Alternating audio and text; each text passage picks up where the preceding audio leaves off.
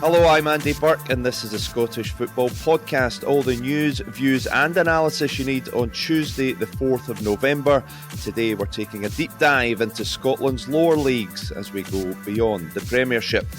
Have we got a title race in the Championship? Do Partick Thistle have the staying power to mix it with high-flying St Johnstone?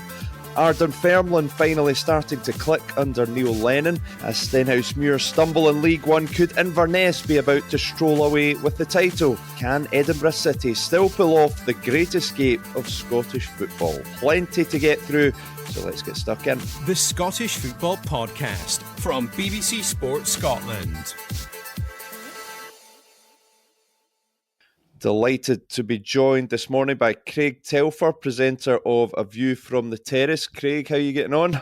I'm very well, Andy. Good to see you this morning. Good to see you too. And we also have with us Scott Fraser, formerly of Dundee United, Ipswich Town and Charlton, and currently at Ross County. Scott, how are you getting on this morning? All good, thanks Andy. Thanks very much for having me on. I'm looking forward to it. Great to have you with us. Right, let's get stuck in, lads. Plenty to talk about in the Championship. And Craig, early indications were that St Johnstone were going to kind of run away with this Championship title. Do you feel they're in a proper title race now? Oh, definitely. I think that Partick Thistle's form, they've been excellent recently, and I think that we're really seeing an interesting title race develop between the two sides. Obviously, both got fantastic wins at the weekend. Partick Thistle with a 5-0 victory over Queen's Park. It's a team that they just win against all the time. I think it's 15 games unbeaten against them in 90 minutes, certainly. And the way that Thistle are playing at the moment, they're playing with a real swagger and a real vibrancy. I think particularly guys like Ben Stanley's having a really good season at the moment. Swana Sosa, he's added a lot to the middle of the park. Tony Watt in that attack together. There's a lot to like about Thistle, and I think that they've surprised a lot of people. They've certainly surprised me. I thought they'd be pushing to get into the top four under Mark Wilson, and with the supposed budget cuts and changes in personnel over the summer, but they're doing really well. A lot of exuberance about them, and I think that they'll be hot in St Johnstone's heels between now and the rest of the campaign. Yeah, what do you think, Scott? Craig mentioned there about the resources and maybe have Thistle. Maybe people thought at the start of the season they might not have the resources to kind of be challenging right at the top. Do you think they do? And from what you've seen so far, do you expect them to be challenging come May? Yeah, I think what Craig said there's bang on. I think they are a really good side. I think they're a really good attacking side. I think they scored the second most goals in the league, only behind St Johnstone themselves. So I think if you look at the players, particularly that they've got in the attacking half, with the likes of Tony Watt, Logan Chalmers, Aidan Fitzpatrick, the way they play are really. We played them just a couple of weeks ago. I actually thought we were the better team in the game, but we ended up losing the game 1-0. But you could see in that game sort of the quality that they've got. With Tony Watt likes to drop in, and then they've got the threat of the two wingers who go behind that, plus their two attacking midfielders. So they have got a lot. I think, as you said, the challenge for them will be, can they sustain it? Is their squad big enough? That remains to be seen. But I think the job that Mark Wilson and Alex Ray are doing there, it can't be underestimated. Yeah, fascinating battle of the top two. Arbroath tucked in third, Craig, the kind of dark horse of the league, have been for a couple of seasons. What do you make of how they're going along at the moment, and can they get themselves into the mix potentially? You know something? I think that when you look at that division and you see there's two teams running away with it, a number of teams within the mix, I do actually think that Arbroath could be considered for a top four place. I think that when you look across that squad, the profile of the player they've got, the spine of the team, it's got everything you really want from a good part-time team. Good goalkeeper, big strong centre-backs, good player in the middle of the park in Ryan Flynn, and quality in all the right areas. And unfortunately, Scotland have seen that firsthand at the weekend. I thought Arbroath looked excellent against Ross County. 3 really good goals. And not just the calibre of the goals, but the calibre of the performance as well. Really got stuck in. And I think they're a team that have got an identity, got a belief, riding the crest of a wave as well from having won League One last season. And yeah, I don't think the expectations will be them to finish in the top 4. They'll just try to finish as far up the table as they can. But when you look at like Queen's Park and Airdrie Orients, the issues that they're having, Arbroath don't have any of those issues. So I think that I'd say to Arbroath fans, just enjoy it while it's going. But the further we go into the season, if they are still up there, then they do have to be considered as legitimate promotion contenders. Yeah, and as Craig said there, Scott, you got a good look at them on the weekend. Not a great result from your perspective, but what have you made of Arbroath this season and on Saturday? I thought on Saturday they were the best team in the world when we played them. No, listen, they've done extremely well. I think Craig mentioned there, after the promotion season they had, everybody will say it, Gayfield's always a really, really tough place to go. The wind machine was up full blast when we were there Saturday. And to be fair to them, they just dealt with it a lot better than what we did. But they've got a lot of good players on their side as well. It's not just a case of they use the wind and that's the only thing they've got. They have got good players. They've got a good back four that know what they're doing. They've got a good midfield four who work hard, and they've got players up front who can sort of make a difference for them. Again, I think David Gold and Colin Hampton deserve so much credit. They're still players in their own right. So the fact that they've obviously had a really good season last season and they're continuing that in the league above, I think it speaks volumes for them. And what about your team, Scott? Ross County? It's been a bumpy adjustment to the championship so far this season, but where do you think the team's at under Tony Docherty, and do you feel like you guys will be able to turn things around and start getting some momentum going into your season? Yeah, I've no doubt that we can. I think, we've been playing catch-up obviously since the very start. Since I've been in sort of 5-6 weeks, you could see things are starting to change. We are starting to perform better. Obviously, the week before we got a good result against Dunfermline, and we were really looking to kick on Saturday there. But as you find out in this league quite quick, it's got a habit of really bringing you back down to earth, and that's certainly what happened to us on Saturday.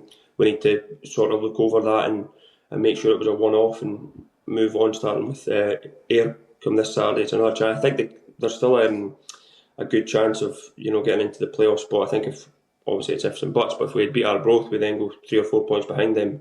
Now they're up in a third. It kind of shows you how close the league is. If you can just try and put a run of sort of 3-4 wins back to back, it's really going to push us up the table in this time. Yeah, well, you mentioned Dunfermline, another team, Craig, that have kind of struggled for consistency, but do you sense things are maybe starting to finally click under Neil Lennon? I suppose we'll see. We'll see, because they're a very youthful side. Again, drawn in Scott's knowledge, Scott played against them the other week, and Scott actually scored a really nice goal in that. But I think the goals that Dunfermline conceded against Ross County, there was a lot of naivety in them, failure to clear the lines. There was one goal, I think Ronan Hale's goal, the ball was allowed to bounce about 6 times in the box before he actually shot and finished.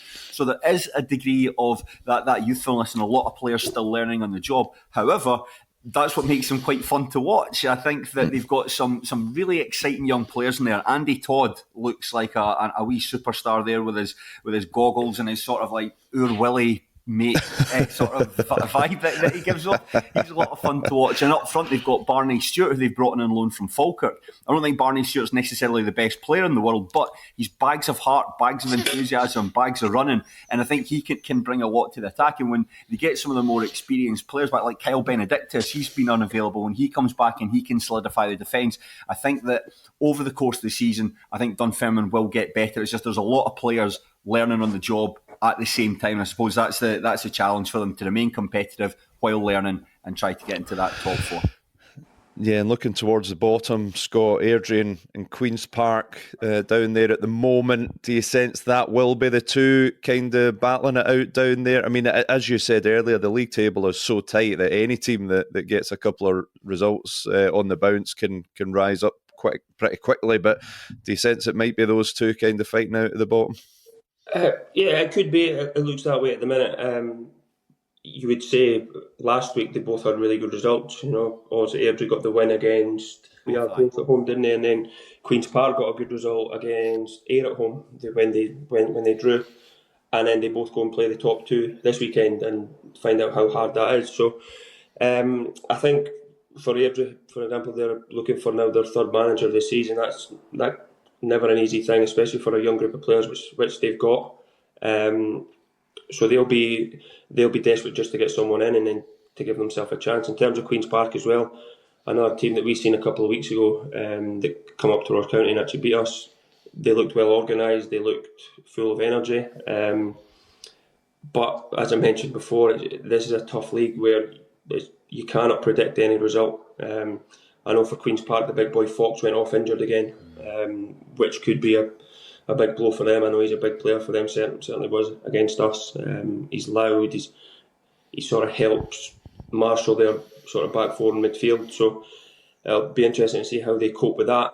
But as I said, it's very early at the minute and the league's still tight enough, 2 or 3 results and they could be away from it. Right, lads, let's turn our attention to League One now. Craig, Stenhousemuir have stumbled over the last couple of weeks. How do you see them at the moment? Do you think they can sort of recover themselves, recover their composure and consistency and get back on a run? I wasn't there on Saturday for the game against Queen of the South, but speaking to a lot of my friends, I think a draw was the very least that Stenhousemuir deserved. Ross Taylor scoring in the 93rd minute to tie the match, but Stenhousemuir had a number of good chances. I think Queen of the South were looking to kill as much time as possible, so it was very satisfying to score that late into the game. In particular, the Queen's manager Peter Murphy after the game described it as a crappy little goal, so very, very good. Salty. He's worked up by that. But no, Stenhousemuir are still in a good place. Palmerston's been a difficult place for the Warriors to go to in recent years. I think the last time they actually won there was the early 2000s, so to get a point there, they're fantastic. Against Alloa the previous week, they played against 10 men for the final half hour. Pretty nothing game of football, but I do think they've got a really good chance at the weekend to correct that course. That they're playing against Kelty Hearts, who are not in good form, didn't play well against Alloa on Saturday, and Tamil Ware pretty excoriating of his players after the match, and I think he said things will need to change. Hopefully that's not the case on Saturday and Stenny can put another couple past them and continue their excellent season. Yeah, and we said about the Championship, but probably even more so Scott in League One, how tight it is, particularly at the top. First and fifth, only 4 points separating them. How do you see this title challenge shaping up? Is it between Stenny and Inverness? Can you see anyone else getting themselves into that mix? You'd always fancy Inverness, I think, obviously being the full-time side up there, but I listened to Gary Naismith interview after the game as well, and he was speaking about how that's 3 away games in a row that Stenny have had as well, and they've been tough games. I know Cove are struggling at the minute, but going up there is always a tough place. Then they were at Alloa, who I think are just behind them in the league. Yep. And then obviously going to Queen of the South, who again are another full-time side in the division. So 3 away games in any league's tough. So the fact that they've got through that without losing, I think speaks volumes for their character and sort of how well they're doing. Yeah, I'll give you your point there. It's a good. So I think with Naismith's enthusiasm and sort of how well he speaks about his group of players that he's got, I think that can only be a good thing. Inverness are doing really well. I think Scott Taylor and Billy Mackay I've got them flying. I went to watch them versus the Dundee B team in the trophy that they played in, and they were excellent the way they played, the goals they scored. And then Alloa are always there or thereabouts, aren't they, for the playoffs at least. So yeah, like we keep saying, Scottish football, the leagues are tight, and it'll be whoever can go on that little run. Yeah, and it is early days, Craig, but it is beautifully poised in League One, isn't it? Aye, I agree with a lot of the things that Scott said there. I think that even though they started the season with a 5-point deduction, you really have to fancy Inverness, Caledonian Thistle for it. I think that they're just the best team. They've got, they score lots of goals. They don't concede many goals. A lot of big boys around the team that can handle themselves. Good experience. A guy like Louis Longstaff that can change a game on his own. A lot of good young players as well. They've got like Callum McLeod and Alfie Babbage. So I think that come the end of the season, I think Inverness, Caledonian Thistle were my pre-season favourites to win the division. I haven't seen anything to necessarily change that, but it's really tight across the board. I mean, all the way down to you can maybe discount Montrose, Kelty and Cove Rangers, but I think all the other 7 teams have got a really good shout of challenging for the promotion playoff places. Great division. Yeah, and well, one of those, Scott, going by Craig's theory there, that would suggest Hamilton are still in the mix for despite their points deduction, a playoff place come the end of the season. How hampered have they been, do you think, by that points deduction? Do you think they can overcome that to get themselves up there? Yeah, listen, it must be really tough for the players and the management team. It just seems to be one thing after another off the field at the minute for them, which is a shame. I know John Rankin from obviously my time with Dundee United, when I was coming through, he was he was one of the main players in the changing room under Jackie McNamara. So I know what Ranks is like as a guy. He's super enthusiastic. I think he's shown that he's up for the fight. It could have been easy for him to walk away many weeks ago, but he's not. He's stuck by his players. He's stayed in it with them, and I think the fact that they're only, as you said, they're only outside the playoffs by not many points. I think if they, without their points deduction, they'd be sitting second or third. So it shows that they have done well this season, and I think easier saying it when you're not involved, but if the players can just ignore it and focus on the on-the-pitch stuff, then they've still got a really good chance of a good season. Just on that as well, I went to see Accies versus Queen of the South last Friday at Broadwood, and there was a really nice moment when John Rankin came out. I know John Rankin's not everyone's cup of tea at Hamilton, but when he came out to the pitch, the supporters were like unanimous in their applause for him, and it was a really nice moment between them and then the players as well. So I know that the supporters are really unhappy with the way the club's being run, but they know they have to get behind John Rankin. They have to get behind this group of players to at least try and correct the course of the season and finish as high up as they possibly can. Yeah, he's working in very, very difficult circumstances, isn't he, John Rankin? Cove Rangers 5 points from the first 12 games. What is going on there, Craig? The shorthand analysis of Cove Rangers, they are still relying on the same group of players who got them into the SPFL and basically took them up the divisions. They are ageing out a little bit and not as reliable as they once were. It's a small group of players. Injuries have been a massive factor in them. There's been points this season when they can only name one outfield player on the bench. They just simply don't score many goals, although that's been corrected in recent weeks with 3-0 win over Montrose and getting the victory here. So it feels like they're not necessarily a bad side. I saw them a couple of weeks ago when Stenny beat them 1-0, but it's just that a lot of stuff just doesn't go in their favour. But it's not just a one-off. It just seems that every week things don't go in their favour. But from what I have seen, I do fancy them to maybe move off the bottom of the table at the expense of Kelty Hearts. So it's a very, very difficult season for Paul Hartley to work under. But I think that the beating Montrose and getting a point at Peterhead, because they're a good side, Peterhead. Not many teams will go up to Balmoor and win. I think that will hold them in good stead. It's just a shame they've got Inverness, Caledonian and Thistle next week, who are really good. Yeah, League One shaping up in fascinating style.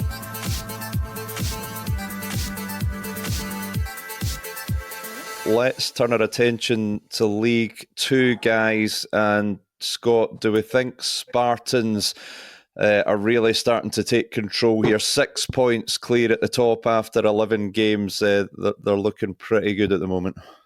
Yeah, they are. They've done really well. I think all the talk in League Two was obviously about East Kilbride coming up and that they were going to sort of run away with the league early on. So I think Spartans quietly went about their business and obviously got a really good result against East Kilbride at the weekend there that sort of now gives them that little points gap for them to go and really kick on. But I've actually seen a couple of the Spartan highlights over the past few weeks, and they look a really good side. They look like a side that are well coached, that know what they're doing, play some nice football at times. So I think they're well deserving of being up there, and now that they do have that 6 point gap, they'll really be looking to kick on. But I'm sure East Kilbride won't make it easy for them.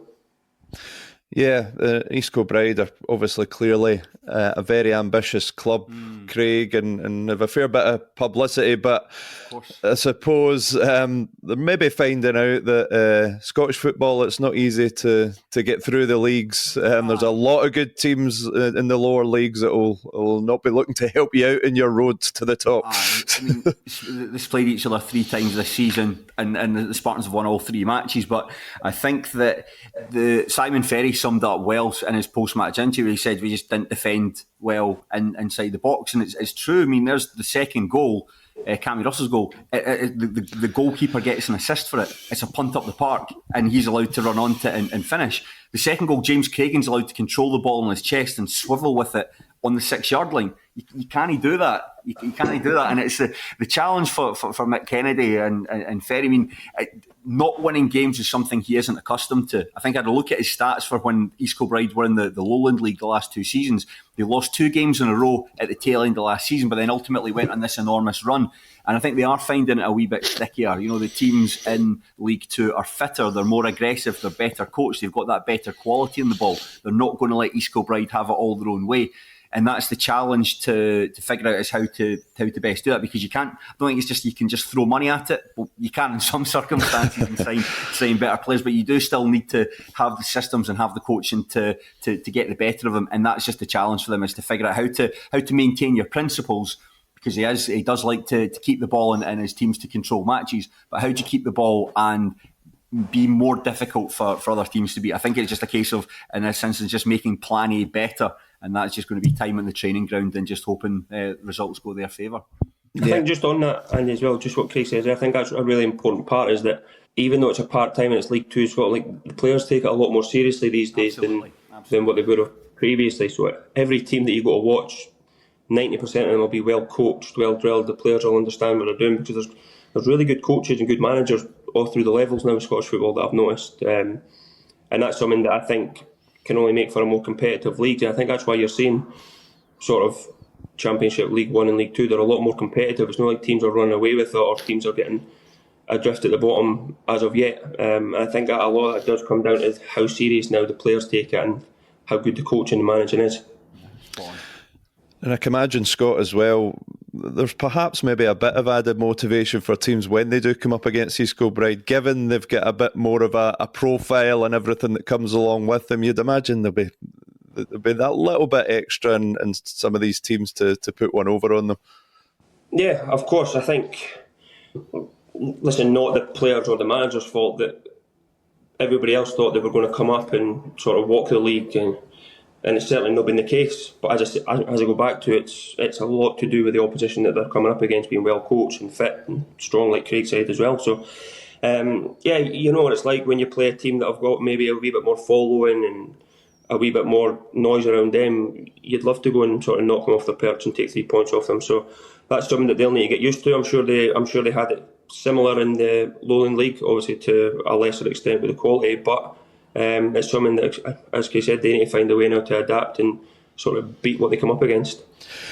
Well, Craig, Clyde are going along nicely at the moment, unbeaten in 6, just a point behind East Kilbride, sitting in 3rd place. Have you liked what you've seen from them recently? Yes and no. It's been quite a funny season. It's had sort of peaks and troughs, and I think it started quite badly. And I think a lot of supporters were thinking, I'm not sure if Darren Young's the man to be taking us forward. But then they've had some absolutely fantastic results. I mean, when they beat Annan Athletic 6-0, that was a real wow. Sit up and take notice moment. But then, you know, a really good win over Dumbarton at the weekend, and it really feels like there's the 3 teams that are in that top 3, Clyde being one of them. And I think that Young, for the stick that he was getting early in the season, I do think he deserves credit for like unlocking something in guys like Marley Redfern and Kyle Connell, guys who had been at the club and never really delivered. And the fact that he's been able to get a tune out of them is really good. And I think that I watched the highlights from their game against Dumbarton at the weekend. Just a very strong performance. Dumbarton not in great form themselves at the moment, but Clyde did exactly what was to be expected from them. And I think they'll be in a good position come the end of the season. And looking at the bottom, Scott, Edinburgh City are finally back in the black, onto 3 points. I feel like we've spoken about points deductions a lot on this podcast, but it would be a hell of the great escape, as they would say, if they can pull it off. They're still a bit adrift, 7 points behind Dumbarton, not helped by Stranraer finding a bit of form as well. But what do you think? Can Edinburgh City, have they got enough time to reel in some of the teams above them and get out of trouble? Yeah, I think so. I fancy them actually to do it. I must say, I don't know the manager, but from watching his interviews and that, which I've done for quite a while actually, I really like him. I think he comes across really, really well. I think his enthusiasm and his passion for his side, his young side. I've seen a couple of highlights in it, and again, I was speaking about it before, about being a well-coached and well-organised side. I think they're one of the, if not the best sort of lower league team that I've seen sort of in terms of that. The way they like to play. I think their record this season is the same as East Kilbride's in terms of they won, I believe it's 5, and obviously drawing the 3, which has now got them on the 3 points. So I think definitely maybe at the start when the 15 points were first taken off, teams that you'd expect to be down there were probably sitting a wee bit relaxed, but I think that's quickly sort of went, and now they've definitely got likes of Dumbarton, Stranraer, and Annan in their sights. So as I said, I fancy them because of their manager. I think they've got a really good manager, and I think they're a really good side. I'm going to go even one further. I actually think they'll finish top 4. I think they'll take that 4th spot. I think they're that good a side. When the points deduction was meted out to them, apparently the mood around the club was actually incredibly positive. And McIndoe's just an incredibly ambitious guy, and who thinks they could be taking on Real Madrid. He'd fancy Edinburgh City's chances to beat them. Just on that, Craig, sorry, when you're saying that, when they first got their 15-point deduction, I remember listening to an interview maybe a week or two after it, and it was never a case of, we're just going to try and get out of it. It was always when we get the points back. And I think that's just such a positive message for especially a young group of players to be listening to, because it doesn't let them feel sorry for themselves. It's right, okay, now we just need to get these 15 points. He was talking about it's 5 wins. It's easy for them. And to be fair, he's been proven right. He's got it quite quickly. Move on. Exactly, man. Spot on. Yeah, keep your eye on Edinburgh City. It is quite a story that's unfolding there, and how high can they get up in that League 2 table. Gents, thanks for your time this morning. Great to talk to you both. That's just about all we've got time for, so many thanks to Craig and to Scott, and thanks to you for listening. Remember, we're here with new episodes of the Scottish Football Podcast bright and early every day, so to make sure you don't miss out, subscribe on BBC Sounds and have push notifications turned on your phone. But for now, from Craig, from Scott and from me, thanks for listening. This is the shocking moment English football has been dreading. My name is Moses Swabu, and I used to be a professional footballer, but then I got in deep with organised crime and became a match fixer operating in the English League. A match-fixing investigator has highlighted 2 matches he says appear to have suspicious betting patterns. How honest are you going to be with me? This is 100%. Join me for Sports Strangest Crimes presents Confessions of a Match Fixer. Listen on BBC Sounds.